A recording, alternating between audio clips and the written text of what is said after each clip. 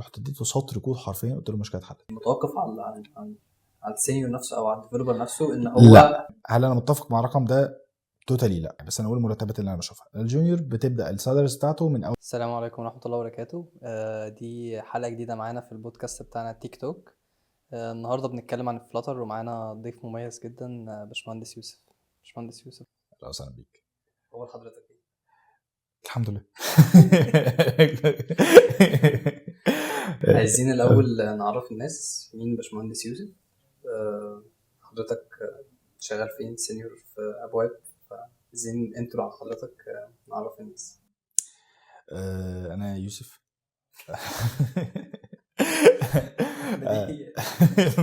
بديهيات انا يوسف. انا يوسف، اسمي يوسف احمد، ويعني اتشهرت يوسف جوبا، فخلاص بقى جوبا زي ما انتوا عايزين. انا شغال سينيور موبايل ديفلوبر في شركه اسمها ابواب، مختصه بايه في مجال الاي ليرنينج اكتر. موجودين تقريبا دلوقتي على مستوى الشرق الاوسط، او نقدر نقول الوطن العربي. انا على بلاد كتير يعني في الوطن العربي، من الاردن ومصر والعراق وقطر والسعوديه، اماكن كتير. بس فاوندر لجي دي سي الازهر، او جوجل ديفلوبر ستودنت كلاب الازهر. بس بس تمام. انت لو تعرف حاجه تانية عني انا الانستراكتور، حضرتك انستراكتور برضه في اوقات وقت الفراغ. بتبقى حاجه جانبيه دايما، يعني بحب ان انا اعملها ايه كهوايه او كحاجه بحبها يعني بجانب الشغل. ان بحب التدريب جدا. بحب التدريب وبحب ان اطلع واشرح للناس. فمن الحاجات يعني من الحاجات اللي بحبها صراحه. بس مينلي مش بعرف نفسي صراحه، او مش بحب تعريف ان انا انستراكتور، لان انا بتبقى حاجه بالنسبه لي في وقت انا بحبه يعني. بقى لي فتره نوعا ما نقدر نقول ما بنزلش اشرح. ليه؟ انا شايف ان لا خلاص، انا مستكفي دلوقتي بان انا حابب ان انا اتعلم، او حابب ان انا اعمل حاجات تانية بجانب الشغل. فعشان كده بالنسبه لي مش هي المين، بس يعني بيقولوا لي برضه انستراكتور. تمام. حضرتك قلت ان انت موبايل ديفلوبر. مظبوط. فلاتر. اوكي، نروح بقى لحته الفلاتر اللي احنا عاملين دوش الحلقه كلها عليها. عشان تمام. عايزين نعرف ايه هو الفلاتر، ايه الفرق بينه وبين النيتف، ايه الكونسبت الكروس بلاتفورم عموما. كنا حابين نعرف عن حضرتك. تمام. ايه هو فلاتر؟ فاظن تقريبا يعني كل اللي في الغالب بيتفرج عليه عارف يعني فلاتر، بس بمعنى بشكل بسيط. هي يو اي فريم ورك من جوجل. جوجل عاملاها عشان خاطر تساعد المبرمجين ان هم يقدروا يبنوا يو اي بشكل سريع وبشكل سهل وبسيط. يعني ايه كروس بلاتفورم؟ كروس بلاتفورم ان هي بتقدر تشتغل على اكتر من بتقدر تشتغل على اكتر من بلاتفورم، زي ايه؟ زي الاندرويد، زي الاي او اس، زي ويندوز، زي الماك او اس، زي لينكس، زي الويب. تمام. وفي نفس الوقت برضو الهاردوير داخل في الهاردوير بشكل بيتا، او لسه مش ستيبل فيرجن، ولكن تمت ان هي اتعمل لها رن على الراسبيري باي يعني. فشغال على اكتر من كروس بلاتفورم، بس ده بالاخص لفلاتر. ولكن فكره يعني ايه اصلا كروس بلاتفورم بالاساس؟ هو ان انا بلغه واحده قادر ان انا اشغل، او قادر ان انا اكتبها ورن بيها ابلكيشن، او ابيلد بيها ابلكيشن على اكتر من بلاتفورم يعني. الفكره اصلا جايه منين؟ الفكره جايه نقدر نقول من زمان شويه. يعني فلاتر مش هي احدث او مش هي اول كروس بلاتفورم اتعملت يعني نقدر نقول هي من اخرهم. الفكرة كلها ان انا عندي لغة، او انا بعرف لغة معينة، فبدل ما اروح اتعلم لغات تانية، انا ممكن ان انا باللغة بتاعتي في اطار معين او في فريم ورك معين بقدر ان انا بيلد بيها اب. يعني انا اعرف جافا سكريبت، فبدل ما اروح او عايز ابيلد اندرويد، بدل ما اروح ان انا اتعلم جافا او كوتلين، او عايز اروح الاي اس، بدل ما اروح اتعلم سويفت او اوبجكتيف سي، لا انا خلاص بالجافا سكريبت بتاعتي اقدر ان انا بيلد اندرويد اب واي او اس اب. وده اللي حاصل في رياكت نيتف يعني. وهكذا برضو زامرين، وهكذا كروس بلاتفورمز كتير، كوردوفا وزامرين ورياكت نيتف. وكان في تاني كروس بلاتفورم تاني، بس مش متذكر اسمها يعني. ولكن هم كتير. فهي الفكره كلها ان بحاجه واحده بس انا قادر، او بلغه واحده بس انا قادر ان انا بيلد على اكتر من بلاتفورم بس. فده فكره الفارق ما بين الكروس بلاتفورم. نيتف يعني ايه؟ هي النيتف بشبه دايما هي نيتف اللغه الاصليه. يعني انت دلوقتي لو نزلت، انت دلوقتي، انا دلوقتي نيتف سبيكر. يعني نيتف سبيكر انا عربي وبتكلم بالعربي، انا عايش في مصر دوله عربيه بتتكلم بالعربي وانا بتكلم باللغه الاصليه ليه.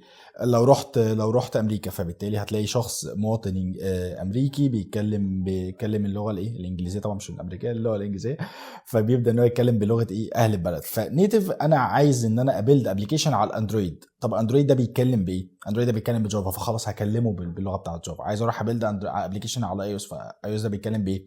باوبجكتيف سي، خلاص هروح اكلمه بالاوبجكتيف سي. فانا هروح اكلم البلاتفورم بلغته، باللغه اللي هو بيتكلم بيها. كروس بلاتفورم هو ان انا بقدر اتكلم باللغه بتاعتي، انا اللغه بتاعتي عربي ولكن بعرف اتكلم انجليزي وبعرف اتكلم فرنسيه، او بمعنى صح لا مش هروح بقى، مش بعرف بقى اتكلم لغات. انا بعرف اتكلم عربي، رحت سافرت المانيا، مع عندي مترجم يترجم من العربي للالماني.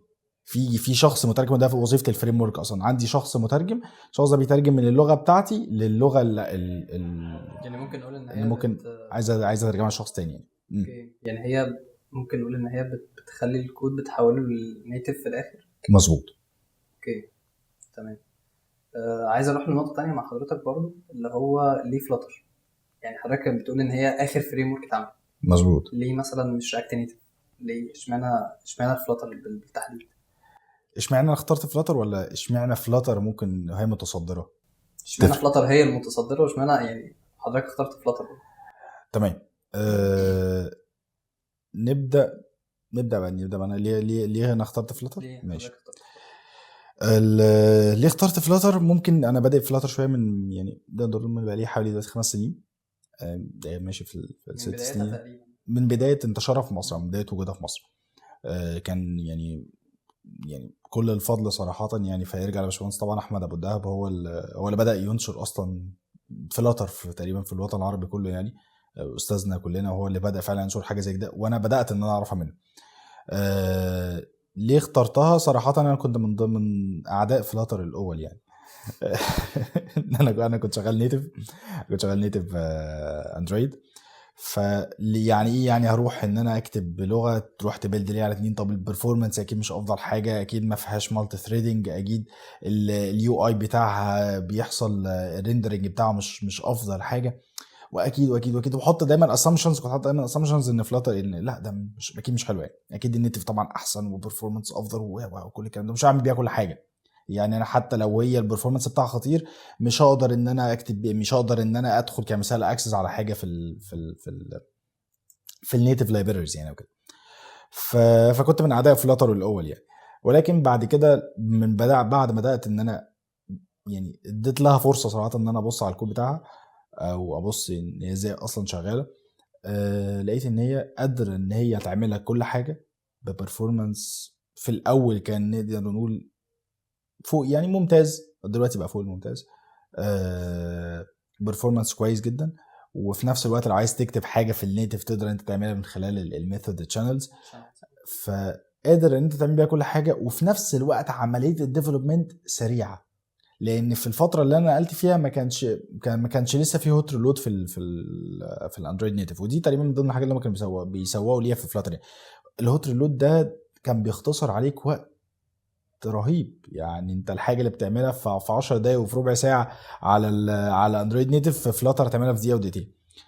فاضرب طبعا ده ايه، انت دقيقه ودقيقتين بس على مدار اليوم، فتعمل معاك رقم 10 دقايق ربع ساعه على مدار اليوم برضه هتعمل معاك رقم. فلقيت ان هي قادره تدي لك كل حاجه وفي نفس الوقت بشكل سهل وبشكل بسيط سلس. ليه هي متصدره السوق دلوقتي؟ لان هي قادره تلبي احتياجات البيزنس. يعني ايه؟ دايما اللي بيحكم التكنولوجيز فهو البيزنس محتاجها، او البيزنس شايف ان هي تقدر تلبي له نيد. ازاي؟ انا قادر دلوقتي ان انا بلغه واحده وبمبرمج واحد قادر ان هو يبيلد ليها ابلكيشن على اندرويد، وقادر ان يبيلد ليها ابلكيشن على الاي اس، وكمان لو احنا عايزين ويب يقدر ان هو يبيلد على الويب. ليه ما ذكرتش الديسكتوب والديسكتوب بقى بكل انواعه بالماك والويندوز واللينكس؟ لان هو لسه مش ستيبل عليه، ولكن هو ستيبل نقدر نقول على ايه، على الثلاثه دول. فقادر ان هو يبيلد ليا 3 ابلكيشن وشخص واحد بس بكود بيز واحد بس. فده موفر ككوست كبيره جدا. وفي نفس الوقت الفريم ورك بتساعدك وبتدي لك التولز اللي انت تبرمج بشكل سهل وبشكل سلس. فبالتالي بقى بيوفر عليك وقت، والوقت في الاخر برضه هيترجم الفلوس. اليو اي بتاعها جميل، وقادر انت تضيف انيميشنز بمنتهى السهوله، مش محتاج ان انت يكون الموضوع معقد يعني، وقادر تتحكم في كل حاجه في الشاشه. فبالتالي قادر اليو اي اللي البيزنس عايزه هتقدر انت تطبقه. فهي بتلبي احتياجات البيزنس بشكل كبير. واستغنينا، او مش هقول استغنينا، ولكن قللنا عدد الريسورسز بتاعتنا وقللنا وقت. فبالتالي كل ده ترجم لفلوس قلت او تكلفه قلت. فليه ما يعني نستخدمهاش؟ رياكت نيتف مثلا ما بتقدمش حاجه زي كده وما بتلبيش. هي بتقدم، ولكن هنا كان في فلاتر هي النقطه اللي فلاتر لعبت عليها. يعني بالنسبه لي من الحركات الذكيه جدا اللي فلاتر لعبت عليها، ان هو من اول يوم كان بيتم تقريبا التسويق لفلاتر، انه كان بيسوق لحاجه او لاكتر من حاجه بشكل اساسي. اول حاجه البرفورمانس، كان بيتكلم ان هي افضل برفورمانس لان انت بترن اصلا ماشين كود دايركت، مفيش اي بريدج في النص. مشكله رياكت نيتف ان في بريدج في النص من جافا سكريبت عشان يروح يبيلد لل... للجافا، ومن الجافا يروح يرن على ماشين كود. طب ما هو دايركت على طول بقى لماشين كود. فبالتالي بقى بيقدم لك برفورمانس قوي جدا، وفي نفس الوقت بيلبي لك ان انت في وقت زياده. عشان كده نقطه الهوت ريلود من ضمن النقط التسويقيه اساسا لتيم فلاتر. ليه؟ لان انا قادر ان انا ابيلد الابلكيشن وتست وديفلوب عليه في وقت صغير. فدي نقطه قويه في حد ذاتها. وقادر انت موفرين لك كل الويدجتس وكل الكومبوننتس، بحيث ان انت لو الاكسبيرينس بتاعتك حتى بسيطه، قادر ان انت تدخل وتبيلد ابلكيشن وتطلعه حتى لو ام في بي للبيزنس. عايز تطلع تعمل مثلا بيتشنج قدام انفستورز، فممكن في ناس كتيره جدا مش مبرمجين دخلوا اتعلموا فلاتر وعملوا بيها ابلكيشنز وطلعوها يعني ام في بيز، وبيطلعوا بيها قدام انفستورز بياخدوا بيها استثمارات ومش مبرمجين اساسا. فبالتالي انا قدرت ان انا اخلي حتى الناس اللي مش مبرمجين يقدروا ان هم يطلعوا بيها بايه، بفلاتر، يطلعوا بابلكيشن في وقت بسيط. فهم كانوا اللعب بتاعهم اكتر كان على النقطه دي. وفي شركات بدأت انها تدعم الموضوع ده من اول شركه، يعني من اولهم تقريبا كانت شركه علي بابا من اول الشركات اللي بدأت تدعم فلاتر.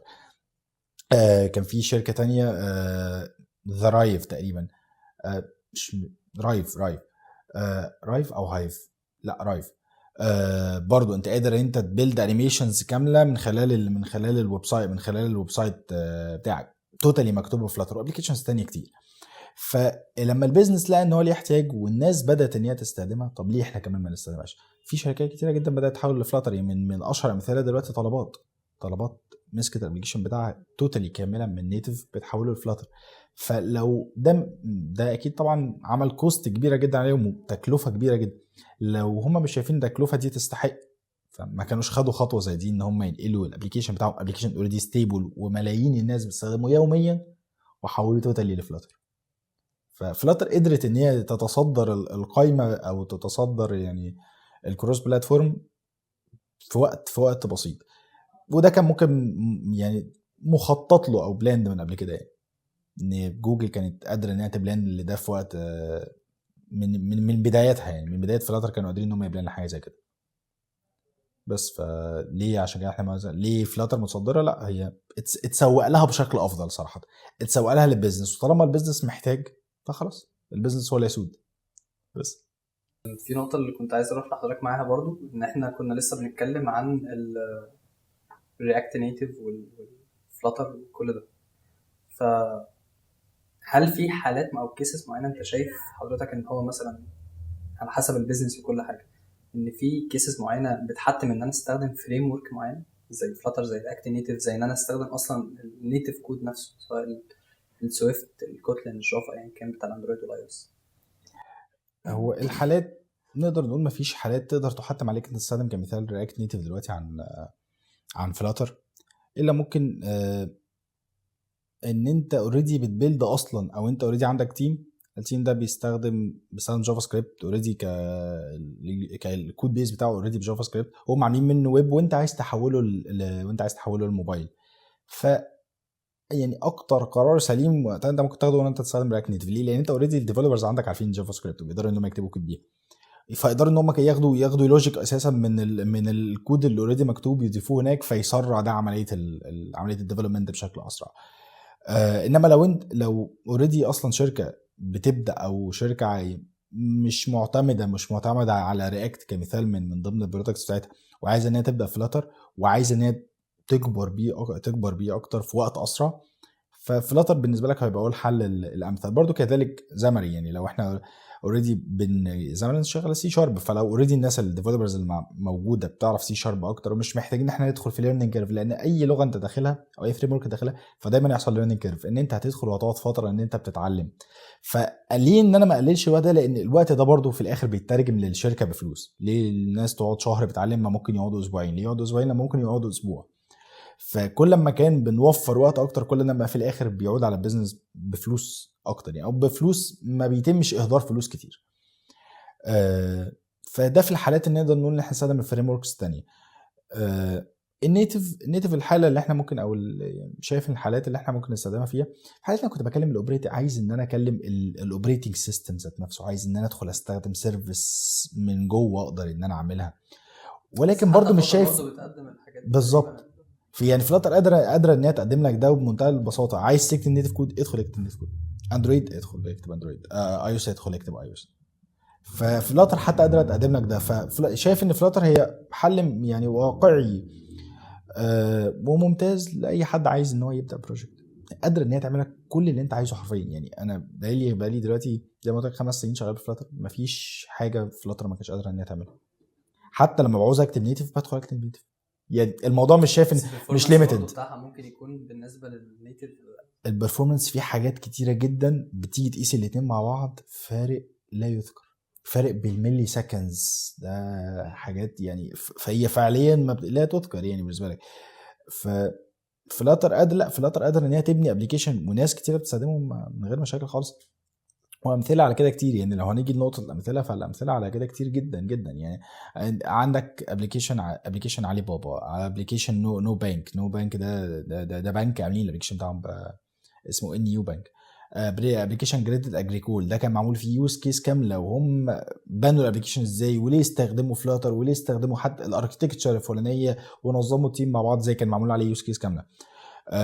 كريدت اجريكول. جوجل ايرث اللي تشوف منه بتاع اتحول اليو اي بتاعه كفلاتر، مش الانجن طبعا شغال مش متذكر، تقريبا شغال سي او سي بلس بلس، مش متذكر صراحه. ولكن اليو اي بتاعه في عمليه التطوير ان هم بيتحول لفلاتر. جوجل كلاس روم، جوجل باي،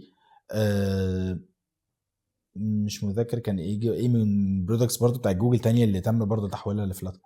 فانت عندك ابلكيشنز بيستخدمها ملايين مملينه من الناس، ومحدش فيهم اشتكى، محدش حس اصلا الفرق، محدش حس ان في فرق ما بين ان ابلكيشن نيتيف وابلكيشن فلاتر. خاصه الفلاتر قادر ان هي تبيلد ليك اليو اي في 60 فريم بير سكند، فمحتاجه اكتر من كده. فلا، فلاتر قادر ان هي تديلك اداء ممتاز جدا، يعني في وقت اقل. كده احنا عرفنا نعتبر السترينثز عموما بتاعه الفلاتر، ان هي ممكن تكون بتخدم البيزنس لوجيك اكتر، وبتخدم البيزنس عموما، ان انت بتعرف تعمل حاجه بتبيلد على اي او اس وبتبيلد على اندرويد، مظبوط، وبكوست ممكن تكون اقل بكتير من ان انت صح. بتجيب حد هنا وحد هنا يعمل لك الاثنين. فاكيد كل حاجه ليها ليميتيشنز، فعايزين نعرف بقى ايه الليميتيشنز اللي ممكن تكون موجوده في فلاتر، اللي الحاجات تانية هي اللي ممكن تكون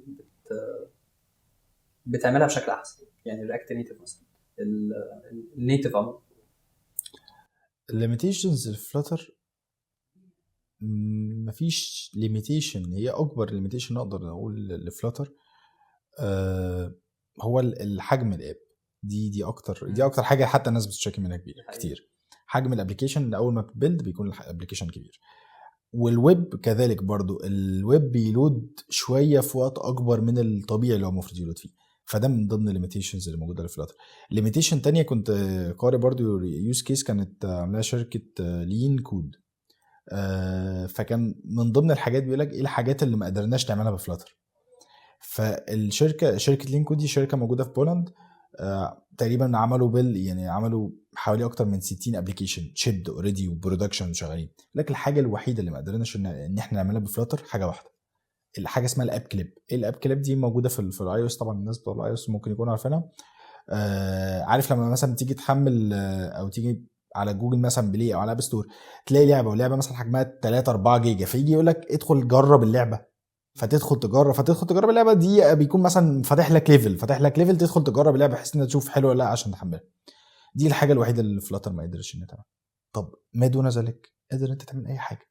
طب مش موجوده في فلاتر، موجوده نيتف، قادر انت تكتبها نيتف، فقادر ان هي تبلد، قادره ان هي تكتب تعمل فيها اللي انت عايزه. قادر انت عطلان عطلت في نقطه في نيتف، ودي بتحصل معانا ما ننكرش.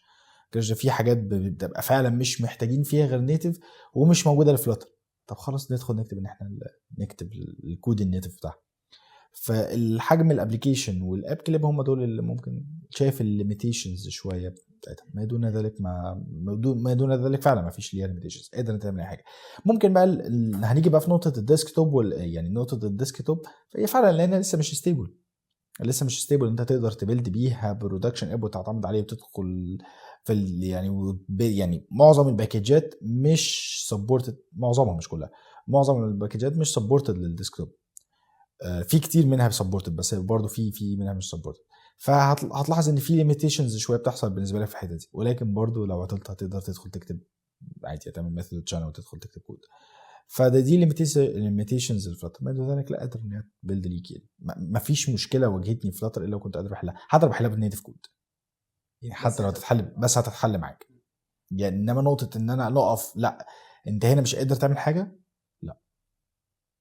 لا قادر ان ما وصلتش. زي ما قلت لك هي نقطه اكتر، ان لو انت عايز تدخل في السيستم وعايز تكتب نيتف فخلاص دي هتروح بقى ان انت الابلكيشن بتاعك اوريدي معتمد على حاجه، انت بتكلم الاو اس دايركت، فدي انت هتروح اكتر للنيتف. طالما بدل ما تقعد فلاتر تكتب تحول من فلاتر لنيتف ومن نيتف فلاتر، فبدل ما تدخل في الهاسل دي خلاص ابدا من بدايه نيتف. الابلكيشن معتمد اكتر بالنسبه لك على الاوجمانتد رياليتي او الفيرتشوال رياليتي، ادخل اكتب على طول دايركت نيتف، معتمد بشكل كلي عليه. انما لو فيتشر او سكرين موجوده فيها فلا، قادر انت نادي بالميثود شانل وقادر انت بيلد، طالما فلاتر قادر ان هي تساعدك، ده شايف ان لا هي مش الكور بتاعك بيزنس، لا فلاتر قادر ان هي تقوم بده، بيزنس بحت، فقادر ان هي تقوم بده جدا يعني. عايزين بقى نعرف يعني الرود ماب اللي ممكن حد لو حابب يبدأ فلاتر، الترتيب المنطقي اللي حضرتك شايف ان هو يبدأ يتعلم فلاتر دارت مثلا، وبعد كده الفريم ورك نفسها وهكذا. فممكن يعني هي طبعا الرود ماب ممكن تختلف من شخص للتاني، مظبوط. يعني هو شايف ان انت ممكن تبدأ كذا، او هو دي الطريقة اللي هي نجحت معاه. عايزين نعرف حضرتك. ذاكر الاساسيات قبل ما تبدا فلاتر، ودي لو هنيجي لنقطه نصيحه ذاكر الاساسيات، لازم ذاكر الاساسيات.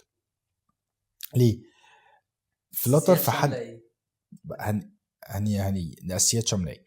الاساسيات دي شامله ان تفهم اصلا يعني ايه لغه برمجه، تفهم الانواع ما بين لغات البرمجه، تفهم اوبجكت اورينتد كويس قوي، تفهم يعني ايه اصلا اوبجكت اورينتد وبالانواع بتاعته، يعني ايه انكابسوليشنز، يعني ايه بوليمورفيزم، يعني انهيرتنس. تفهم يعني ايه اوبجكت اصلا، فايدته ايه، بيعمل ايه اللي بيفيدك في ايه في السوفت وير بشكل عام، وليه جه، محتاج تفهم ليه هو اصلا موجود. انت لو فهمت هو ليه، لان انا دايما بشوف يعني بحكم احتكاكي كتير مع الطلبه دايما بيكون في مشكله في الاوبجكت اورينتد. انا ما انكرش انا من الناس اللي قعدت سنه مش فاهم الاوبجكت اورينتد، قعدت سنه بذاكر من ريسورسز كتير مش فاهم الاوبجكت اورينتد، لدرجه جالي تروما منها يعني. انا بدات اتعقد منها في البدايه خالص، فانا كنت مقفول من الاوبجكت اورينتد. ليه؟ لان ما جاش حد فهمني هي بتعمل ايه. ماشي اوبجكت وبانهرت منه وعربيه وكار وكالر وبتاع، طب ايوه برضه يعني ايه برضه. ايوه برضه وبالظبط بقى انيمال وكار وهيومن، طب ايوه بقى بيفيدني في ايه الكلام ده. فمحتاج تفهم هو ليه الاوبجكت اورينتد موجود قبل ما تفهم يعني ايه اوبجكت اورينتد، عشان تفهم هو بيحل لك مشكله ايه. وتفهم الانهيرتنس، ماشي فهمت الانهيرتنس حلو وراثه بنكستنت، يعني ايه برضو ليه موجود اصلا انهيرتنس، تمام. وتفهم يعني ايه الجوريزمز، تدخل تقرا كده شويه عن اشهر الالجوريزمز اللي موجوده، والداتا ستراكشر، وتقرا برضو عن اشهر الداتا ستراكشرز الموجوده في حد، وتعمل وتطبق بايدك على مشروع من اللغه اللي انت اتعلمتها تطبق عليها بالاوبجكت اورينتد، وتحاول انت وتستخدم باستخدام الداتا ستراكشرز، وتطبق ايه الالجوريزمز حتى لو بشكل محاكاه. يعني انت بس انت مش بتعمل ابلكيشن حقيقي ولكن محاكاه بس، انت عشان تستخدم اللي انت اتعلمته. فلما تفهم ده هتروح لفلاتر، هتلاحظ الموضوع صعب برضه. مش هقول لك ان الموضوع هيبقى سهل ما قلتلكش هتلاقي الدنيا ورد، هتلاقي الموضوع برضه صعب، لان ده جزء وده جزء تاني. ولكن انت هنا هتبقى حليت مشكله هتقابلك قدام. مشكله لما حضرتك تدخل انترفيو ويجي يسالك يعني ايه انهيرتنس، فانت تقول له وراثه، يقول لك بنستخدمها ليه، ما تبقاش عارف. لما يقول لك يعني ايه بوليمورفيزم، هتقول له تعدد الاشكال، ده ترجمتها. بنستخدمها ليه، مش عارف. طب امتى استخدم البوليمورفيزم، مش عارف. طب هو البوليمورفيزم ممكن تغني عن الاف كونديشن؟ هو اصلا ايه علاقه البوليمورفيزم بالاف كونديشن؟ تروح في حته تانيه. فتفهم يعني ايه، تفهم فكره ومبدا الانكابسوليشنز، وليه الانكابسوليشنز مهم، وليه الانكابسوليشنز ممكن يحل لك مشكله، وليه ممكن يوقعك في مشكله. فلما ابدا افهم الكلام ده، لما تيجي تواجهني مشكله بعدين في فلاتر، ممكن ما اعرفش احلها، بس هيبقى عندي الاسس والطرق اللي اعرف اتراك بيها المشكله. لسبب، لان التكنولوجي في حد ذاتها ليها مشاكلها، اي تكنولوجي ليها مشاكلها. لو انت تنين اساسيات ولسه مدخلك في اي تكنولوجيا جديده، طبيعي ان انت هتواجه مشاكل. حتى لو انت تنين، لو بقالك كام سنه، طبيعي ان كل تكنولوجي ليها المشاكل بتاعتها اللي انت مش متعود عليها. فهنا الفكره هتيجي لما حضرتك يكون عندك الاساسيات، هيكون عندك الارض الصلبه اللي منها ان انت بتقدر تبني عليها، ولما تواجهك مشكله تعرف تفكر في طريقه حلها، تبقى بنيت عندك اللوجيكال ثينكينج بمعنى اصح. وفي نفس الوقت ما تقعش في مشكله الانترفيو، لان بيواجهنا ناس كتيره بنعمل لها انترفيو او بنشوفها للاسف الاساسيات عندهم ضايعه، الاساسيات عندهم مش موجوده خالص. فتيجي تتكلم معاه هو مش فاهم اللي بيحصل في الاندر ذا هود، ما وراء الكواليس. طب ازاي انت مش قادر تفهم ده؟ ما هو لما تواجهك مشكله مش هيساعدك غير ان انت فاهم اللي بيحصل. ما هو لما تواجهك مشكله هتعرف تحلها ازاي؟ ابقى فاهم المشكله دي جت منين. هتقعد تراي ان ايرور، حلو، تراي ان ايرور ده واي اوف يعني ويف اوف سولفنج بروبلم، تمام، ان طريقه من ضمن الطرق، ولكن مش هي الطريقه الوحيده ان انت تقعد تراي ان ايرور. هتقعد تراي ان ايرور لحد امتى؟ هتقعد تراي ان ايرور لحد ما فجاه الكود كله يبوظ منك ويعك منك، لحد ما تعرفش تحل، وما تبقى خلاص الدنيا باظت منك، تروح تنادي، تروح تعيط للشخص اللي اكبر اللي اعلى منك بقى، سينيور ولا تيم ليدر. لو انت عندك الاساسيات، هتقدر ان انت يكون عندك الاساس القوي اللي منه تقدر تبني. مش هيفرق بالنسبه لك التكنولوجيا ايا كانت ايه، لان هم كلهم الاساس بتاعهم واحد، تمام، او اللغه البرمجه الاساس بتاعها بشكل عام واحد، تمام. ده اول نقطه. لو في نصيحه فهو من اللي هتطلع من الفيديو ده، فهو انت تذاكر اساسيات، تمام. طب ابدا بقى فلاتر ازاي؟ محتاج ان انت خلاص ذاكرت اللغه، ابدا بدارت وافهم دارت. مش هقول مش ما تروحش تذاكر جافا بعد كده تروح لدارت، لا، ابدا بدارت، مفيش مشكله. دارت هي سي ستايل لانجوج، فبالتالي هتلاقي فيها كل اللي انت عايزه. هتلاقي مفيش فرق تقريبا ما بينها وما بين الجافا. يعني هي معموله ان هي تبقى شبه الجافا سكريبت، بس ما اعرفش قلشت منهم وبقت شبه الجافا يعني. مع انه بقول لك شبه الجافا سكريبت، بس هي شبه الجافا اصلا، تمام. فهي تيبيك لجافا حرفيا، مش هتلاحظ ان في فرق، بالعكس انت تلاحظ الموضوع بقى اسهل. بدل ما تروح تكتب بابليك فويد مين، هتكتب مين، او عايز فويد مين يا سيدي، مش هزعلك، اكتب فويد مين. فانت هتلاحظ ان ايه، اللغه واحده، تمام. ابدا بلغه دارت، افهمها وطبق عليها اللي احنا بنتكلم فيه. طبق عليها من ان انت تفهم الاساسيات، طبق عليها من ان انت تفهم الاوبجكت اورينتد، طبق عليها اكتب الجوريزمز بايدك، وطبق عليها ايه الداتا ستراكشرز بتاعتك. خلاص تمام، طبقت ده، هتبدا ان انت تبدا تذاكر فلاتر. اذاكر فلاتر ده يعني ايه؟ اذاكر فلاتر ده ان انت تفهم الفاندمنتالز بتاعتها، الاساسيات بتاعتك، الاشهر الويدجتس، انواع الويدجتس، تمام. وابدا ان انا اطبق عليه. خلاص فهمت ده، بدات ان انا اطبق على الابلكيشن، اخلي الموضوع معقد اكتر بالنسبه لي. ازاي؟ ادخل ستيت مانجمنت في الموضوع. طب ماشي، ايه افضل ستيت مانجمنت؟ ذاكر اي ستيت مانجمنت ما عدا الجيتكس. انا معاك، ذاكر اي ستيت مانجمنت، ولكن جيتكس، لان جيتكس مش ستيت مانجمنت. ذاكر اكتر حاجه برشحها دايما هي البلوك. ليه؟ البلوك بشكل عام هي بتطبق ديزاين باترن، فبتجبرك ان انت تفكيرك يبقى منظم، على عكس ريفر بود وعلى عكس بروفايدر، حلوين وكويسين وبنستخدمهم، ولكن بلوك هي فيها ميزه هتساعدك انت في تفكيرك في حد ذاته، تمام. وبتطبق برضه البوليمورفيزم، فانت بالتالي هتلاقي نفسك تبقى فاهم البلوك اكتر من الكيوبيت. يعني بتطبق البوليمورفيزم في طريقه شغل، فانت هتلاقي نفسك بقيت بتفهم اللوجيك ماشي ازاي، فاهم، بتفهم الاساسيات بشكل افضل، تمام.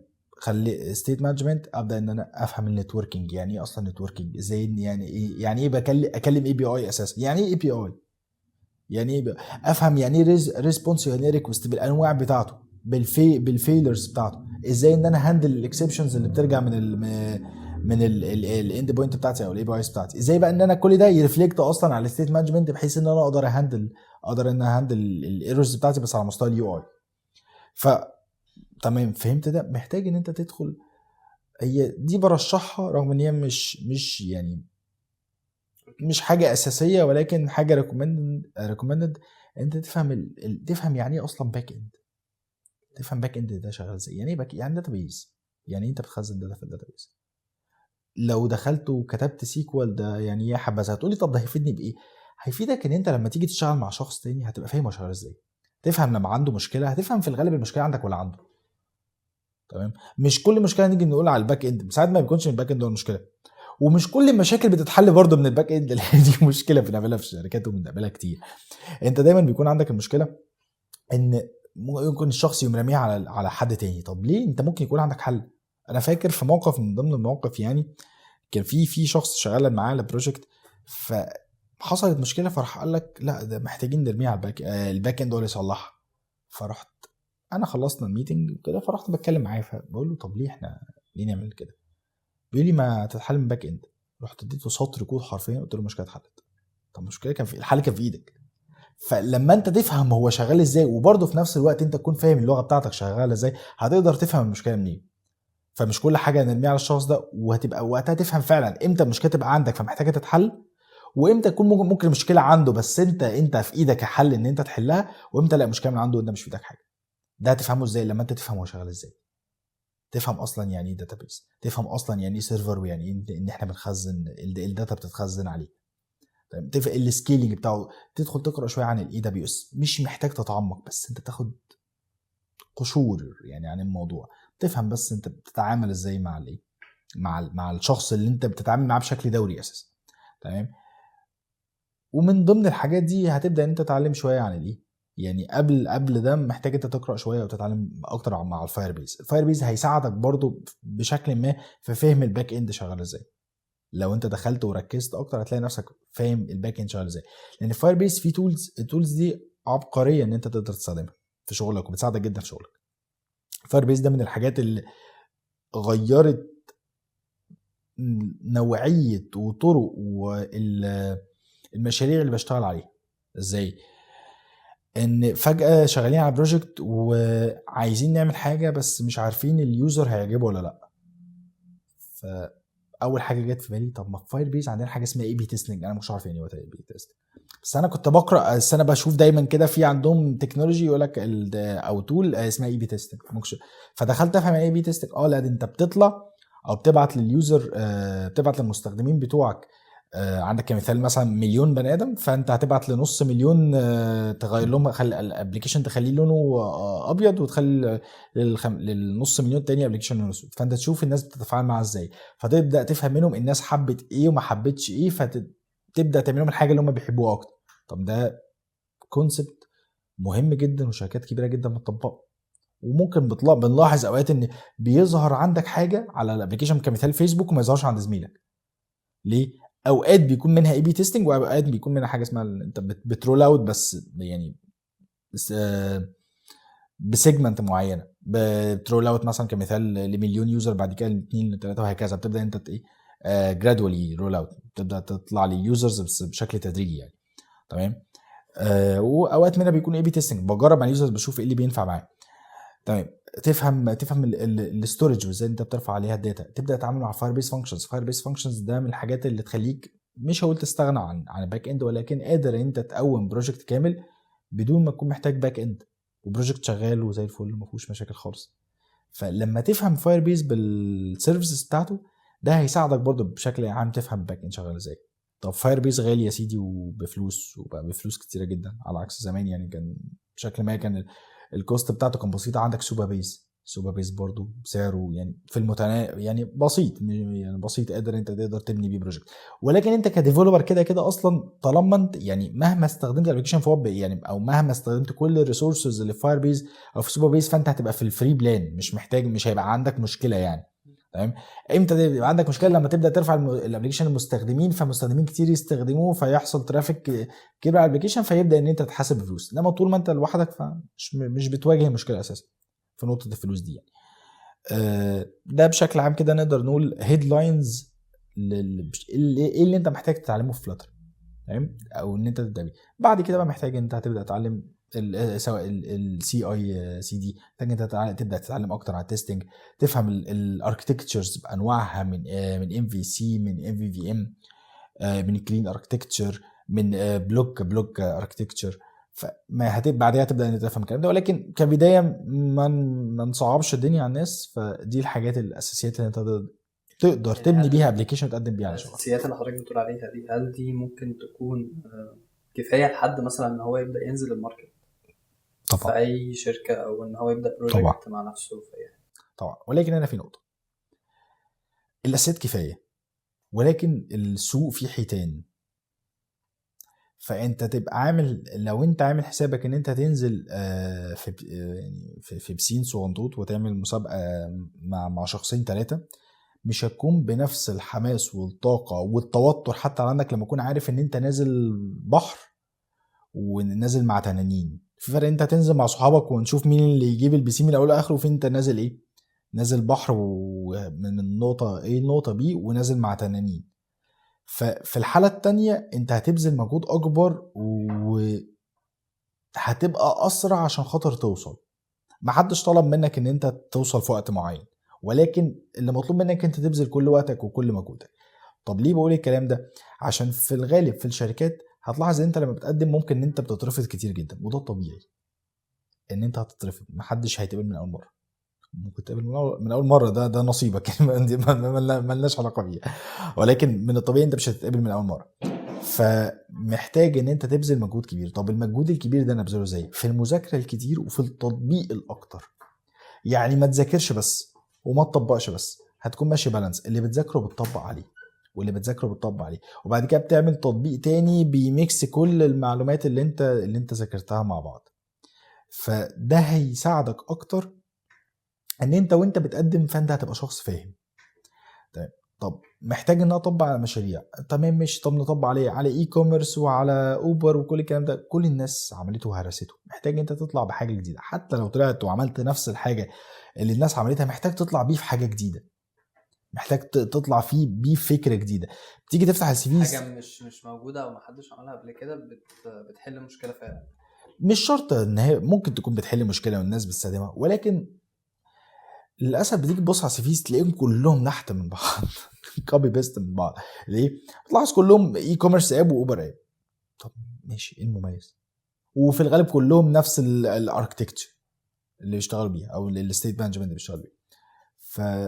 فمحتاج انت تشوف تلاقي حاجه مميزه. محتاج ان نلاقي ابلكيشن يا اما نوع جديد غير اي كوميرس اوبر لان خلاص اتهرسوا يعني، والفود ديليفري طبعا ايام دول يعني ما اتهرسوا. محتاج ان انا اشوف نوعيه جديده من الابس، او الاقي حضرتك مطبق عليها بتكنولوجيز جديده. يعني حضرتك النوت باد كل الناس اللي طبقوا عليها استخدموا فلاتر كمثال، استخدموا بروفايدر ستيت مانجمنت، واستخدموا هايف ان هم يخزنوا داتا عليها، او دريفت او سيكوال او لايت او ايا كان. تمام، حلو، اعمل ده. ولكن ضيف عليها ايه؟ ان انت ترفع على الداتا بتاعتك على فاير بيز وتسينك ما بينهم. اللي بيدخل تعمل اوفلاين اكسبيرينس، ان انا بدخل بخزن الداتا على السيكوال لايت مثلا عندي على الابلكيشن، ولما الابلكيشن بيبقى اونلاين بروح ارفعها على فاير بيز. دي نقطه عبقريه ان انت تعمل حاجه زي كده.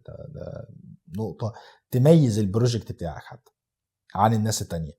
تمام. تاني حاجه، محتاج ان انت تبدا تشارك اللي انت بتعمله على لينكد ان.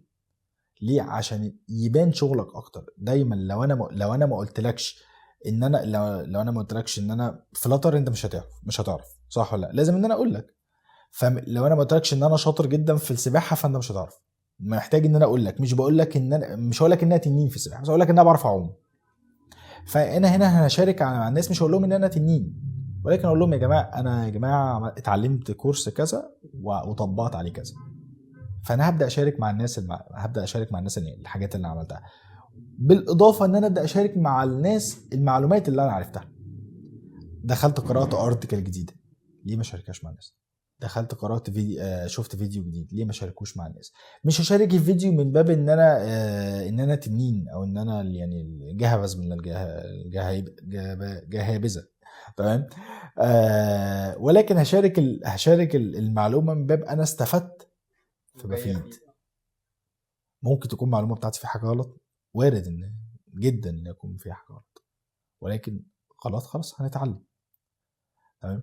فمحتاج انت تعرف انت نازل مع حيتان، فمحتاج ان انت تكون قد المنافسه اللي انت داخل فيها دي، ومحتاج تعمل حاجه بره، يعني بره الصندوق. يعني كمثال ايه، لقيت الناس كلها بتقدم على شركه منزله بتقول لك يا جماعه ده الميل بتاعي اللي تقدموا عليه، او في شركه انت داخل عايز تقدم عليه، فلاقي كل الناس بتبعت الايميل الاتش ار وما بيردش، او مثلا الشركه ليها ايميل hr@xyz.com، تمام.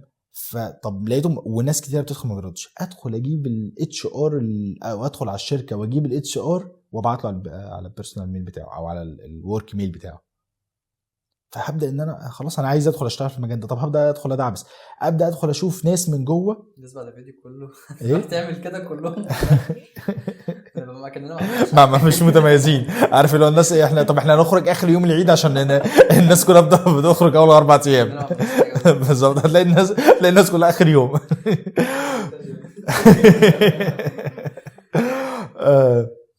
فانت فعلا محتاج تعمل حاجه مميزه عشان تظهر نفسك وسط الناس.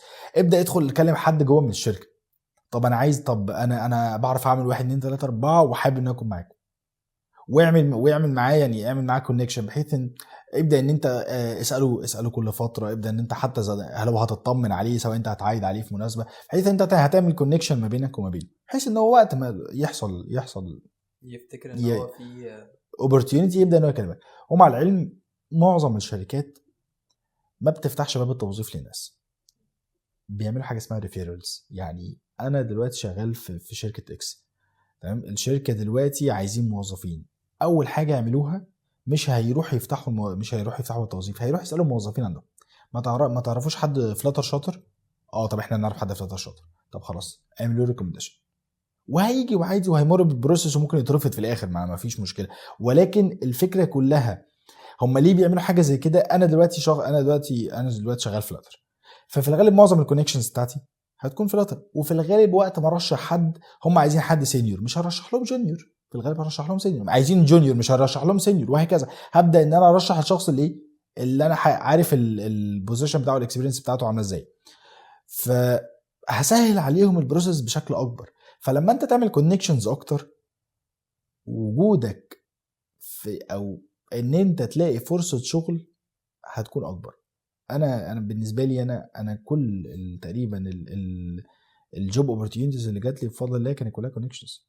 اول جوب اوبورتيونيتي كانت جات لي كونكشنز، تاني واحده اللي كانت من على لينكد ان، يعني تالت واحده كانت كونكشنز، وكل الاوبورتيونيتيز بيجي لي فيها كونكشنز او لينكد ان. ولينكد ان ده برضو يعتبر واي اوف كونكشن، طريقه من ضمن طرق الكونكشنز مع الناس. فاعمل كونكشنز كتير، مش واسطه، لان في ناس بتقول ده واسطه، ده مش واسطه، ولكن انت في الحته اللي انت فيها اللي هو اصل في ناس تقول لك ده ما بيشربش غير بواسطه، لا هي مش بواسطه، هي الفكره انت عارف حد، فحد رشحك، فعادي هتدخل تمر بنفس البروسيس، ولكن هيبقى ليك الاسبقيه ان انت تدخل البروسيس، ما يمكن تدخل وتنجح. وصل الفكره؟ بس فاعمل كونكشنز كتير، ده لو في برضو نلخص الكلام ده في نقطه، فاعمل كونكشنز كتير، بس تبقى شاطر، مش تعمل كونكشنز وانت مش شاطر. عايزين نروح لحته بقى لا طلعوها في المونتاج دي. لا سيبوا على فكره الحته بتاعت اللي فاتت بتاعت المونتاج اللي احنا كنا بنضحك فيها دي، سيبوها ما تبقاش، خليها بس بحته تبقى يعني الخلفيه تبقى سوداء او الصوره تبقى سوداء، اللي هي صوره بلاك وايت شويه. بس اللي هو احنا بنضحك وناس حلو دي يعني. سيبوا الحاجات بتاعت الكواليس دي بتبقى حلوه. انت اللي هتمنتج ربنا يستر. عايزين نروح لحته بقى مفيش كتير بيتكلم عليها للاسف، وهي ما مش عارف هما بيعتبروها حساسه شويه ولا هي ايه، المرتبات، السالاريز والافريج سالاريز والجونيور والفريش هو سكت. هي نقطة بعتبرها حساسه. هي نقطة حساسة برضه. خلاص نسكيب النقطة دي في المونتاج. يبقى نسكيب النقطة دي في المونتاج بقى.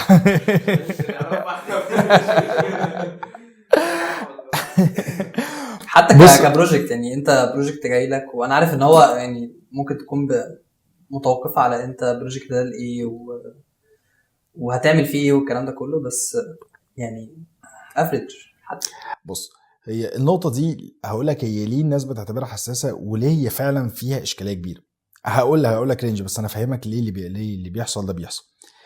لسبب، أول سبب إن الناس ما بتحبش تقول هي بتقبض كام. تمام، تعالى نتفق على لا ما هو هي الفكرة. أنا دلوقتي لو قلت لك أنا دلوقتي سينيور، تمام، والسينيور بياخد 10000 جنيه، تمام، فمعنى كده أنت هتميك سنس إن إيه؟ إن أنا باخد 10000 جنيه. فهي الفكرة يعني الناس عشان كده بتخاف نقطة إن هي تقول السالاريز بتاعتها. فدي ناس بتخاف من ده. فما انا قلت لك ايه، فانت كده هتحسدني، فانا كده مش هقول. فاحنا ده اللي بيحصل للاسف يعني. ده جزء من ضمن الناس اللي ما بيقولوش يعني. تمام.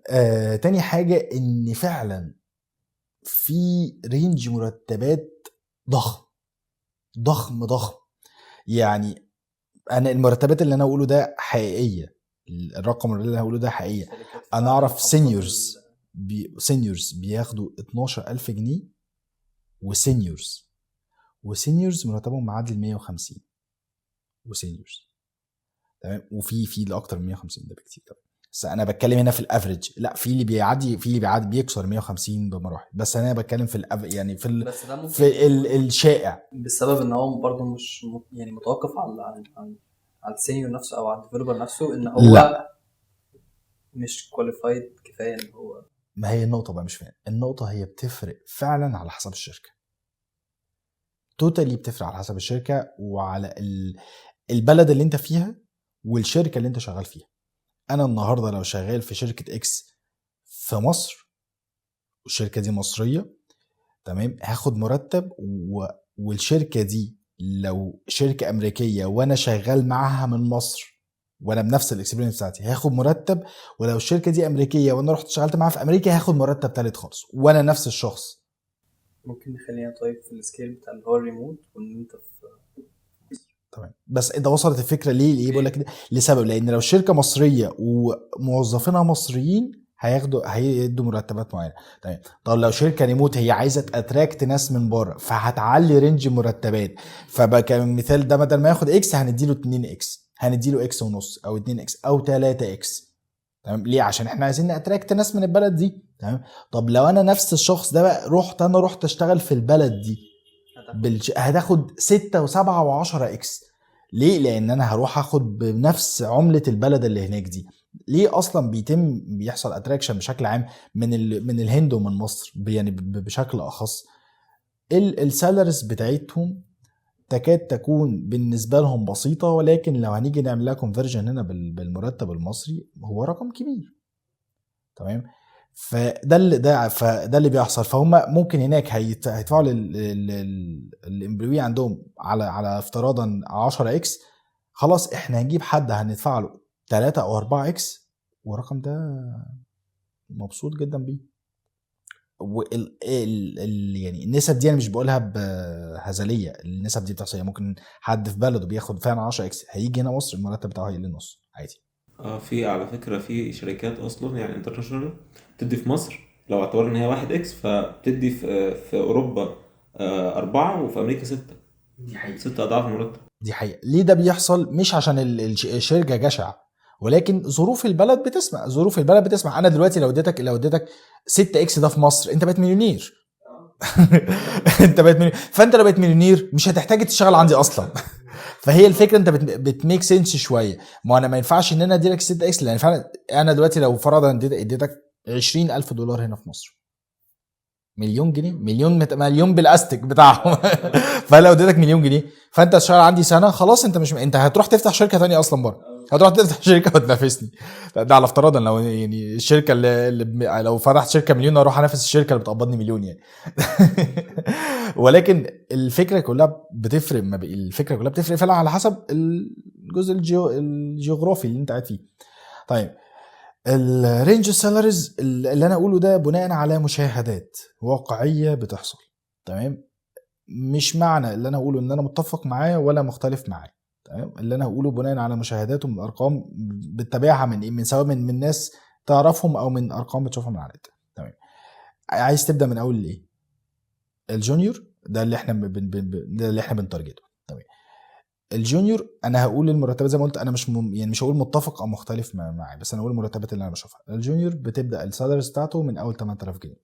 تمام، هل انا متفق مع الرقم ده؟ توتالي لا. تمام، ولكن ده بيحصل، ده عادي، ده مرتبات موجوده، بيبدا من اول 8000 جنيه. بيوصل لكام؟ في شركات بيوصل لحد 18 في مصر، شركات مصريه. تمام، طبعا مش هينفع نسمي شركات لان دي حاجه تانية. طيب نفس الشخص ده لو هنيجي نقول ان هو شغال ريموتلي، السالاريز برضه زي ما اقول لك مشاهده، يعني بناء كله عن مشاهدات انت بتشوفها. الافريج ممكن بيوصل ل 500 600 دولار. تمام، 500 600 دولار، ممكن بيعلى ممكن 700، يعني ممكن 700 800. تمام، برضو بيزد على الشركات، توتالي بيزد على الشركات، ما فيهاش يعني ما فيش فيها اختلاف خالص. وبيزد على شطاره الشخص انه يعرف ياتراكت اوفر. انت ممكن تكون انتوا الاثنين في نفس الشركه وفي نفس البوزيشن ومقدمين في نفس اليوم واتقابلتوا في نفس اليوم، وانت بتاخد اكس صاحبك بياخد 2 او 2 اكس عادي جدا. هو عارف ياكواير اوفر احسن منك. هو كان شاطر في الحته دي، في ناس شاطره جدا في الحته دي، وهي مع العلم هي سكيل انت بتتعلمها، انت ازاي بتاكواير اوفر افضل. تمام، بس لو ده رينج السالاريز، يعني لو ده رينج السالاريز سواء من ريموتلي او من ريموتلي او ان هاوس، يعني هنا في الشركات. بس طبعا مش محتاجين نعلى لسبب، لان ليه مش هعلى بالليفل، لان في الغالب اللي هيعلى هو عارف هو هياخد كام. اللي هيعلى سواء ميد فهو في الغالب هو اشتغل قبل كده، فهو عارف انا باخد كام فهو هياخد كام.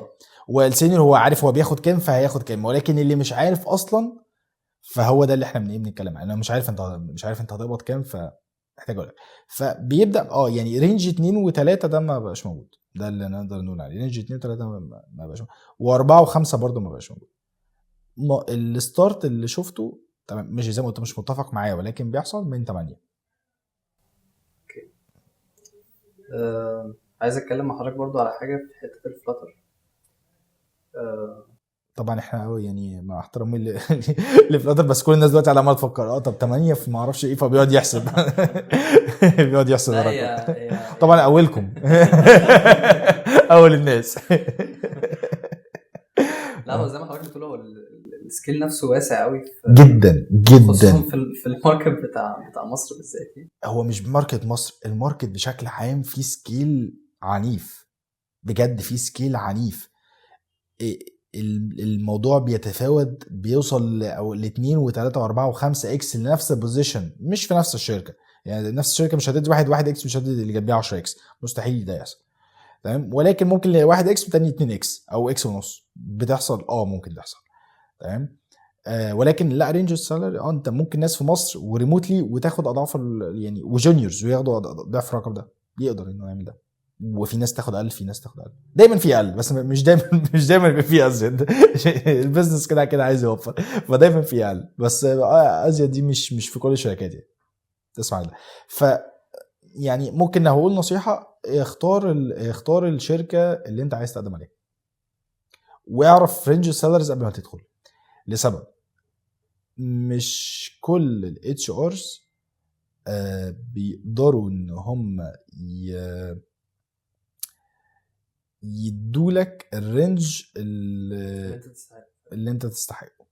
للاسف دي حاجه انا بقولها بكل اسف، مش كل في ناس كويسين جدا جدا جدا قادر انه يقول لك ده الرينج بتاعنا واحنا هندي لك وذن الرينج بتاعنا، فلو انت قلت له اقل هيعلى بيه.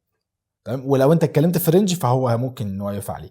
ولكن في اتش ارز برضو دي من واحد يعني برضو شافه من مشاهدات كتير، انت بيدخل يفاصل معاك وهو معاه رينج، يعني هو معاه رينج من 10 ل 20 على سبيل المثال، يعني كان الارقام تمام من 10 جنيه ل 20 جنيه، فانت تقول له 5 جنيه فيفاصل معاك في ال5 جنيه. طب ما انت اصلا عندك رينج من 10 جنيه ل 20 جنيه يعني، تمام؟ فليه بقى بتفاصل معايا اصلا في ال5؟ فهو في ناس للاسف، يعني بقول هو في ناس، مش كل الناس، ما في ناس كتير جدا محترمين وبيقدروا فعلا الشخص، لان انت لو قدرت شخص في الغالب وهو حاسس ان هو مقدر في المكان وابريشيتد معنويا وماديا، فهو هيدي للمكان اكتر يعني. ولكن في ناس هتفاصل معاك في اللي انت تقوله ايا كان هو ايه، حتى لو اقل من الرينج اللي هم هيدوه بكتير. فاختار الشركه واعرف رينج السالاريز جوه قبل ما تدخل. تعرفها ازاي؟ يعني عندك مواقع كتيره، جلاس دورز، عندك كان في فتره من الفترات كان نزل شيتس تقريبا، كان نزل فيها السالاريز بتاعت الناس، فدي منها انت تعرف، منها انت بتعرف رينج السوق، منها انت بتعرف رينج السوق. فانت وقت ما تتكلم في رينج، انت تتكلم في رينج، سواء انت موافق باقل يعني اقل لاين في رينج، تمام، موافق باعلى لاين في رينج، فدي كلها يعني توتالي محض اختيار شخص ليك. شخص موافق باكس، واحد يقول لك لا انا مش موافق بيه، لا انا موافق ب2، واحد يقول لك لا مش موافق ب5. فتوتالي طبعا ده اختيار شخصي، ما نقدرش ان احنا ندخل فيه بس. عايز اتكلم مع حضرتك على حته في جزئيه الفلاتر، ان هي حاجه كانت بتقابل حضرتك وانت لسه في الاول خالص قبل ما تشتغل كفلاتر ولا اي حاجه، بتقابلك في التعليم نفسه او في توبك معين او حاجه، وتحب تنصح الناس اللي لسه بتبدا ان هي ما تقعش في الغلطه دي؟ غلطه انا كنت بعملها وانا بتعلم بالظبط. هي غلطه وحاجه حلوه في نفس الوقت، ولكن كنت بحاول افهم كل حاجه، حاول افهم كل حاجه، دي حاجه حلوه، فكانت ممكن تخلق نوع من التشتت شويه. دي الحاجه الوحشه، ان كان بيخليني احاول افهم كل حاجه، فكان بيخلق عندي نوع من التشتت ونوع من الضغط النفسي، ان انا في حاجات كتيره جدا مش فاهمها. not qualified enough. بالظبط. فانت محتاج ان انت شويه هتبالانس. وفي اوقات يعني انا الموضوع ده لسه مكتشفه، يعني اقدر اقول من اسبوع صراحه، يعني اكتشفت ان في طريقه من التعلم احنا بنتعلمها غلط، تمام؟ ان اوقات في مواضيع ساعات بتكون واحنا بنتعلم مش فاهمينها، فبوقف فهمي، بقيت بتتفرج على فيديو 10 دقايق فقال جمله او مصطلح مش مفهوم بالنسبه لك في الدقيقه الثالثه، انت ال7 دقايق الباقيين انت مش فاهم اي حاجه عشان خاطر المعلومه اللي اتقالت اللي انت مش فاهمها في النقطه الثالثه. فانت ضيعت على نفسك انت ضيعت على نفسك ال10 دقايق بقى، مش 7 دقايق، انت ضيعت على نفسك ال10 دقايق لان انت دماغك بتفكر في معلومه وفي مصطلح اتقال في الدقيقه الثالثه. الاوقات اللي بيكون الحل الصح فيها ان انت تتعامل معاها كبلاك بوكس. هي هو ده بالمصطلح ده بقرا ففهم فسمعت اوبجكت اورينتد OB، خلاص OB ده اتحط بالنسبه لي كبلاك بوكس، فهنبدا ان احنا نتعامل مع الOB بالشكل الفلاني. يعني بالنسبه لي الOB ده بلاك بوكس، حاجه كده ما اعرفش عن حاجه، اكمل افهم الفيديو الاول بعد كده ارجع للOB ده براحتي. بس لا، اللي كان بيحصل ان انا كنت ممكن الفيديو ال10 دقايق عقبال ما اخلصه اقعد فيه يومين وثلاثه. ليه؟ بقعد اقرا اسمع مصطلح ما اتشتت، اروح ما اعرفش اساري شعب. كان بيفيدني ما انكرش كنت بستفيد، ولكن كان بيشتتني، بيخليني ما اخلصش الفيديو. على الاقل كنت خدت الفيديو سرشت مره واحده، لا انا بروح وارجع واروح وارجع واروح وارجع واروح وارجع، فبكتشف ان في وقت كبير جدا ضاع كنت ممكن استغله بشكل افضل. دي اول نقطه. تاني نقطه ان انت تسال اسئله غبيه، ما تفترضش في نفسك الذكاء.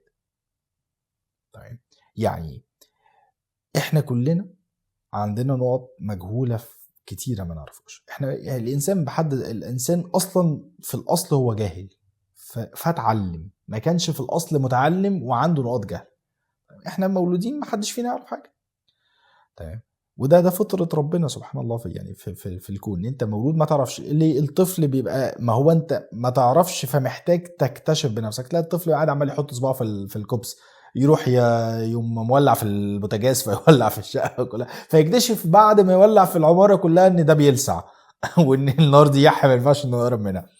فهو محتاج ان هو يبدا يجرب عشان خاطر يبدا يكتشف ان ده بيلسع وان ده بيكهرب وان ده ماما هتزعق عليه وان ده بابا هيضرب عليه، ويبدا يكتشف الحاجات دي كلها. فهو متعايش مع فكره، او مش هو متعايش، هو ما يعرفش اصلا، ولكن هو عارف ان هو ما يعرفش فبيعرف. تمام. فبيجرب ده بيجرب ده بيجرب ده. انما للاسف لما بنكبر شويه بنفترض في نفسنا العلم اكتر من الجهل. فاللي بيحصل ان انا بتعامل مع نفسي ايه، بقرا معلومه فمش فاهمها فاتضايق. طب ما طبيعي ان انت معلومه جديده ما تبقاش فاهمها، فطبيعي ان انت تتفهمها. لا انا بقرا فلما الاقي نفسي مش فاهم حاجه اتضايق ان انا مش فاهم حاجه، فالاقي نفسي بضغط نفسي اكتر ونفسي بتضايق اكتر ان انا مش فاهم، فبضغط نفسيا على الفاضي. طب ما الحل بقى الامثل الوقت ان انا اعمل ان انا احاول افهم، مش ان انا اتضايق او ان انا افترض في نفس العلم، انا افترض في نفس الجهل او العلم. فدي غلطه من الغلطات الكبيره كنت بعملها، كان بتخليني دايما طول الوقت مضغوط نفسيا. ليه؟ لان انت داخل مجال جديد فطبيعي ما تعرفش عنه اي حاجه، وطبيعي ان نقط الظلام بالنسبه لك فيه هتختفي تدريجيا، مش مره واحده، مش هتدخل تبقى عارف كل حاجه. فهتدخل تتاقلم مع النقطه اللي انت ما تعرفهاش وتحاول تعرفها واحده واحده. مش شرط انت تعرف كل النقط مره واحده، في حاجات مش هتفهمها غير بالوقت، مستحيل. انا في توبكس كتيره جدا انا ما فهمتهاش غير بعد سنين بالتجربه، مره واثنين وثلاثه واربعه، وانواع مشاريع مختلفه وسكيلز مشاريع مختلفه. خلينا ابدا ان انا لا ده انا كده فهمت النقطه دي بشكل صح، واكتشف ان انا كنت مش فاهمها صح، واكتشف ان انا دلوقتي فهمتها. اجي بعد فتره لا ده انا اكتشفت النقطه دي كده صح. فانا ممكن نفس الموضوع اقعد اكتشف فيه حاجات على مدار سنين. نفس الموضوع انا من اكتر حاجات اللي بكتشفها دي، يعني ده من اكتر حاجات اللي معلقه معايا، هو الاوبجكت اورينتد. يعني الاوبجكت اورينتد انا عملت عنه كورس اوريدي، ولا هي كورس اوريدي على النت فيه، وطبعا ذاكرت قبل ما انزل واشرحه وكده. اوريدي انا كنت بشرحه اصلا قبلها. انا الى الان ممكن وانا بقى شغال بس النقطه دي انا ما كنتش فاهمها كويس، فهمتها دلوقتي بقى احسن. النقطه دي ما كنتش فاهمها كويس، فهمتها دلوقتي احسن. الى الان بتعلم، الى الان انا بكتشف بالنسبه لي حاجات انا ما كنتش فاهمها. ف افترض في نفسك الجهل اكتر ما تفترض في نفسك العلم، عشان تبقى متعايش يعني، او تبقى ما تبقاش مضغوط. بس في نقطه تانية، ممكن يكون في نقطه تانية بس يعني ده اللي حاضر في ذهني دلوقتي يعني. عايزين نتكلم في حاجه قبل ما نختم كده. حضرتك شايف المستقبل والاي اي مع فلاتر رايح لفين؟ توبك حساس برضه، مش كله بيتكلم. بص، هو الاي اي بشكل عام المشكله مش فيه، اللي بيستخدم المشكله فينا احنا. ليه؟ او مشكله في البني ادمين وطرق التعامل معاه. يعني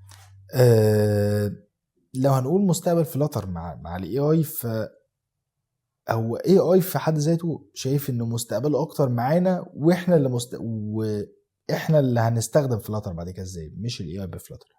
يعني الاي اي بشكل عام هو جاي عشان يساعدك، جاي عشان يختصر عليك وقت، فيخليك ان انت الانتاجيه بتاعتك تزيد. يعني ايه الانتاجيه بتاعتك تزيد؟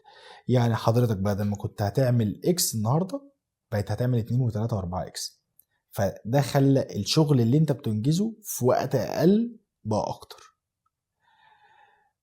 فالاي اي مع فلاتر هنا هنقدر نقول ليه شقين شويه، ليه شق في عمليه الديفلوبمنت، وليه شق في الجزء البرودكشن بقى اللي طالع للناس. نتكلم في الاول جزء الشق بتاع الديفلوبمنت، هو ان حضرتك بتستخدم الاي اي عشان يفهمك اكتر فلاتر لو انت مش فاهم، وعشان او لسه بتتعلم. تمام. وعشان خاطر يختصر عليك اكواد ووقت كتير انت بتبذله في كتابه كود مثلا مقرر بالنسبه لك. فهنا الاي اي جاي واختصر عليك وقت في عمليه البرمجه بشكل عام. تمام. وده اللي انت المفروض تستغله صح، ان انت استغل الاي اي في ان هو يخليني اكسب وقت اكتر. تمام. ولكن هنا بقى في مشكله، انا محتاج اكون فاهم اللي الاي اي بيطلعه لي. يعني لو الاي اي بيطلع لي كود انا مش فاهمه يبقى انا كده عندي مشكله. فانا هنا الاي اي محتاج لما يطلع لي كود اكون انا فاهمه، ولو طلع لي كود مش فاهمه محتاج ان انا ابدا ان انا افهمه. تمام. طب لو فده شق الجزء الديفلوبمنت. جزء البرودكشن فده بقى بيأثر على البيزنس اكتر من ناحيه ايه؟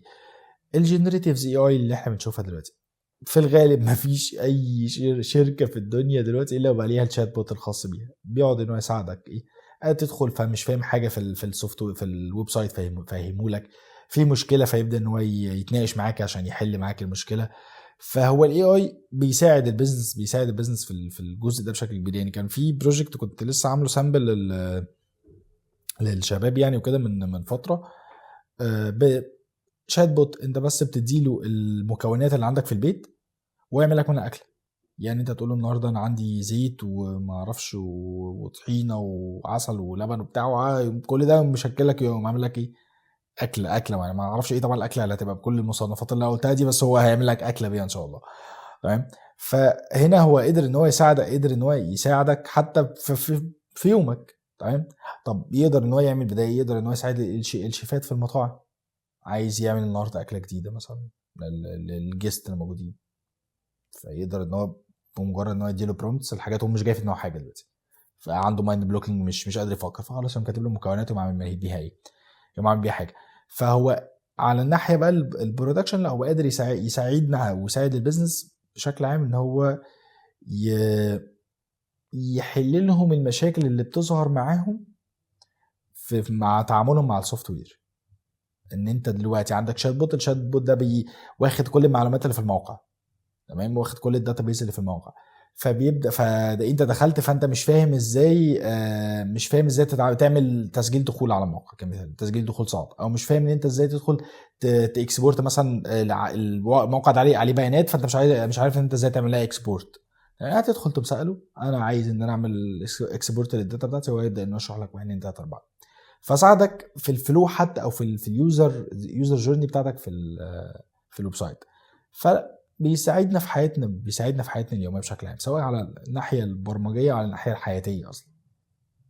فمستقبله ازاي يعني مش قادر برضو اقدر احدد مستقبله ازاي. هو زي ما قلت لك العبء كله علينا احنا، وطرق استخدامنا ليه ان احنا نستخدمه بالشكل السليم اللي ما يضرناش وما ياثرش علينا احنا بعد كده. اوكي. حاجه اخيره حضرتك حابب تنصحها للناس عموما والناس اللي لسه بتبدا بالذات يعني، اي نصيحه ممكن تساعدهم وتفرق معاهم في البدايه؟ اول نصيحه ذاكر اساسيات، ولو هضيف عليها نقطه رابعه فهي تبقى ذاكر اساسيات. ده لازم في اي مجال انت داخله لازم ان انت تذاكر فيه اساسيات، لازم ما ينفعش، لازم تذاكر اساسيات عشان تعرف تتعامل مع المجال ده بشكل سليم.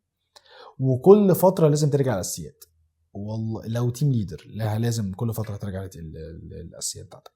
تمام. ليه؟ عشان هي بتنسى مع الوقت، فمحتاج انت ترجع للاساسيات بتاعتك. ده ايه؟ دول اول 4 نصايح. النصايح بعد كده او الحاجه اللي بعد كده، دايما استعين بربنا في كل خطوه انت بتعملها. المذاكره شيء صعب، وانت بتدور على شغل شيء صعب، وانت بتبدا مشروع جديد او داخل الشغل ولسه اول يوم ليك او اول فتره ليك، شيء صعب محتاج تعلم. يعني شيء صعب يعني حاجه محتاج انت تقعد تتعلمها، بتقابل في يومك مشاكل وباجز قد كده، فدايما في حاجات صعبه بتقابلك في الشغل، فدايما استعين بربنا فيها. استعين بربنا في المشاكل اللي بتطلع لك في الشغل، يا رب وفقني ان المشكله تتحل. بدور على شغل محتاج ان انا استعين بربنا ان هو يوفقك، تستعين بربنا ان هو يوفقك ان انت تلاقي شغل. بتذاكر محتاج انت تستعين بربنا ان هو يقويك ويعينك على المذاكره اللي انت بتذاكرها دي، لان كل حاجه بدون توفيق ربنا هي ولا حاجه. فمحتاج تستعين بربنا وتطلب ان هو يوفقك في كل خطوه في حياتك، بعيدا بقى عن المجال او جوه المجال. فكل خطوه في حياتك هي من غير توفيق ربنا هي يعني هتضرك اكتر ما تنفعك. فمحتاج توفيق ربنا عشان خاطر ان الخطوه دي تعود عليك بالنفع اكتر من ضرك. فده اول حاجه، لازم لازم لازم لازم الشغل مهما كان مش هيخلص، يعني مهما اشتغلت فالشغل مش هيخلص. فمحتاج ان انت تخلي ربنا هو اولوياتك اولى من الشغل. يعني ما طول اليوم ما اقعدش اصلي عشان قاعد شغال، لا يبارك الله في عمل ينهي عن الصلاه. محتاج انت تصلي عشان خاطر انت ايه عشان خاطر ربنا يكرمك في الشغل. ما اقعدش ان انا اشتغل لدرجه ان انا انسى الاوراد اليوميه بتاعتي او الاذكار اليوميه بتاعتي. محتاج انت ده جزء اساسي عندك، لان من غيره الشغل مش هيكون فيه بركه. فمحتاج ان ده ربنا دي يكون، محتاجه تكون قبل الاربعه الاولانيين بتوع الاساسيات. ده محتاج ان اكون هي محتاجه، هي فعلا تكون اول نقطه يعني. ده صح، هي محتاجه كانت تكون اول نقطه. تمام. ف محتاج توفيق ربنا في حياتك. توفيق ربنا مش هيجي غير لو كان ربنا هو اولوياتك. تمام. هي نقطة مش يعني المفروض تكون بديهية، ولكن هي ما بقتش بديهية بالنسبة لي. هي بقت نقطة محتاجين ان احنا يعني نفتكرها كلنا، مش الناس تفتكرها، انا افتكرها وكلنا نفتكرها. تمام. فتمام، استعنت بربنا وتوفيق ربنا وذاكرت اساسيات. تالت نقطة، محتاج ان انت تعرف ان العلم اللي ربنا رزقك بيه ده واجب عليه زكاة، وزكاة العلم نشره. يعني تنشر العلم سواء من فيديوهات حضرتك بتعملها، سواء كان من مقالات حضرتك بتنزلها، سواء كان من بوستات حضرتك بتعملها، سواء من ان انت تقعد تتكلم مع حد وتشرح له المعلومة، سواء ان انت في شغل وحد واقف وزميلك اللي انت مضايقك وعامل في ما بينكم وما بين بعض مشاكل، ان واجب عليك ان انت تشرح له المشكلة او تحل معاه المشكلة. ولو في حاجة مش فاهمها واجب عليك ان انت تشرحها وتشيل كل الخلافات واي حاجة على جنب، لان ده واجب عليك ان انت تنشر العلم ده. فدايما دايما دايما لازم يكون عندك فكرة نشر علم، ما يكونش بقى اللي هو الجو بتاع اليهود الدفعة دول اللي بيخبوا المعلومات لان دول كانوا كتير. فانت مش هتكبر غير لو انت بتتصدق بالعلم اللي عندك. ربنا عز وجل بيقول في سورة آل عمران: بسم الله الرحمن الرحيم، لن تنالوا البر حتى تنفقوا مما تحبون. هنا ربنا شرط البر او قال لك عشان خاطر تنال البر ده اللي هو الخير الكثير، يعني الخير الكتير، حتى تنفقوا مما تحبون. ربنا هنا ما شرطش او قال لك ان انت بالفلوس، او قال لك لا ده ما اعرفش بالاكل، هو قال لك مما تحب. ففي ناس بتحب العلم قوي، فالناس اللي بتحب العلم قوي دول محتاج انت تنفق من علمها. المعلومه عندك غاليه قوي عليك، تعبت قوي عشان تجيبها، انفق منها. ليه؟ لان ممكن تلاقي بالاسف وبتقابل ناس كتير كده، يكون المعلومه تيجي مثلا تقول له طب انت ليه ما قلتش فلان معلومه؟ لا ده انا تعبت فيها. ما هو بقى انت عشان تعبت فيها محتاج تنفق منها. بس هو كده يعرفها على الجاهز، يعرفها على الجاهز، مالكش دعوه. ما هو كده لو عرفها هياخد مكاني، مفيش حد هياخد رزقك. بالعكس، سبحان الله، في كل مره كان الواحد بيتحط في موقف ان انت لو قلت معلومه ممكن تكون معلومه، مش هقول يعني مستخبيه، ما بحس ان مفيش معلومات مستخبيه، لكن معلومه انت تعبت فيها بتبقى صعبان عليك ان انت بتقول معلومه انت تعبت فيها. بس كل مره يعني الواحد بيتغلب على الشيطان وبيقول له معلومه، ربنا بيكرمك بحاجات اكتر منها بكتير. فمحتاج ان انت تنشر المعلومه اللي عندك مهما كانت صغيره، تمام، او مهما كنت انت تعبت فيها. بس ده لو في حاجه هقولها لو في حاجه هقولها للشباب. واخر حاجه بقى، يعني الطريق بشكل عام عشان توصل لاول شغل فهو طويل، وطويل شويتين 3. فمحتاج ان انت تصبر وتستعين بالله، ورزقك مقدر ليك في المكان الفلاني بالتوقيت الفلاني بالسالري الفلاني مع الناس الفلانية. فمحتاج ان انت تسعى لرزقك وانت بتستعين بربنا، وهيجي في الوقت المناسب. ما تستعجلوش ايه؟ ما تستعجلوش بحاجة حرام. يعني ايه؟ لان ده للأسف برضو كانت المفروض انها بديهيات، ولكن هي ما طلعتش بديهيات للأسف. ان انا ما اروحش اعمل ابليكيشن اغاني، تمام، ما اروحش اعمل ابليكيشن بتاعت القمار والمراهنات، ما اروحش اعمل ابليكيشنز للصالات يعني الكبريات والحاجات دي، لان بيطلب ليهم ابليكيشنز وبيدفع فيها ارقام مرعبه. ما اروحش اعمل ابليكيشنز فيه ربا، سواء للبنوك او لاي كان حاجه تانية. فالحاجات دي كلها رغم ان هي بديهيات، ولكن هي للاسف مش بديهيات. حضرتك محتاج تتقي ربنا في الشغل عشان خاطر ربنا يكرمك. انا افتكر يعني اخر حاجه هختم بيها، مش عايز اطول على الشباب في النصايح، ولكن في بدايات تقريبا ما كنت بدور على شغل مش لاقي شغل، انا كان بيتعرض عليه ابلكيشنز اغاني. انا بالنسبه لي الاغاني شيء ما بيننا نختلف، فهي حاجه غير مقبوله دي شرعا، فهي حرام، تمام. فانا كانت معروض عليا وبارقام كبيره، وفي وقت انا ما كنتش لسه بدور اصلا على شغل، ولكن رفضت سبحان الله. ما كملش تقريبا شهر الا وكان ربنا رزقني باول شغل ليا. فمحتاج ترفض الحاجه الحرام، لان الحرام مش هيجي من وراه غير كل خساره. فمحتاج دايما لان احنا شغلانتنا كمبرمجين بتحتم علينا او بتخلينا نشتغل في اندستريز كتيره او في صناعات كتيره. انت تقريبا مفيش صناعه الا انت موجود فيها، كل حاجه بجد كل حاجه. فمحتاج وانت بتختار الشركه اللي هتشتغل فيها، المشروع اللي هتشتغل عليه، محتاج تفكر في الاول هو حلال ولا حرام. محتاج في الاول تفكر هو ربنا هيكون راضي عن ده ولا لا. الناس هتدخل هتقول لا الاغاني مش الاغاني، محتاج تفكر ربنا هيكون راضي عن ده ولا لا. حلال بقى وحرام، لو انت شايف ان ربنا يكون راضي عن الشغل ده خلاص توكل على الله فيه. بس هو محتاج انت تفكر في النقطه دي اهم حاجه، لان لو ربنا راضي فهييسر عليك من الحلال، لو مش راضي ممكن ييسر عليك ولكن هيبقى من حرام بس. شكرا باشمهندس يوسف.